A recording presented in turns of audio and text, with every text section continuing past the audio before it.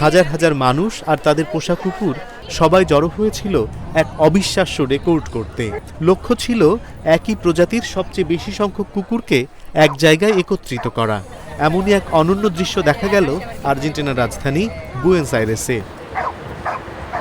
8ই December সকালে শহরের বিভিন্ন জায়গা থেকে মানুষ এসে যোগ দেয় এই বিশাল সমাবেশে।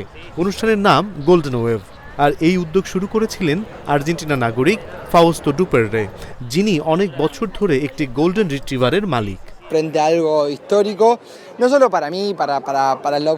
আজ আমরা ইতিহাসের সাক্ষী, শুধু আমাদের লক্ষ্য পূরণ করার জন্য নয়, বরং আর্জেন্টিনার জন্য এটি স্মরণীয়।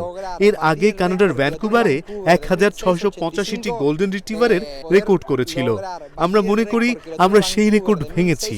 চারপাশে দেখলেই বোঝা যাচ্ছে আমরা পেরেছি। Y si mirás alrededor, lo logramos 100%. অনুষ্ঠানটি যাচাই করতে উপস্থিত ছিলেন 10 জন কর্মকর্তা। চূড়ান্ত সংখ্যা এখনো প্রকাশ করা হয়নি, তবে আয়োজকরা বেশ আত্মবিশ্বাসী তারা রেকর্ডটি ভেঙেছেন। লেজ নাড়ানো, খেলা আর আনন্দে পরিপূর্ণ কুকুরদের সঙ্গে এই দিনটি পরিণত হয়েছে মানুষ আর পোষা প্রাণীর পারস্পরিক ভালোবাসার এক অনন্য উদযাপনে।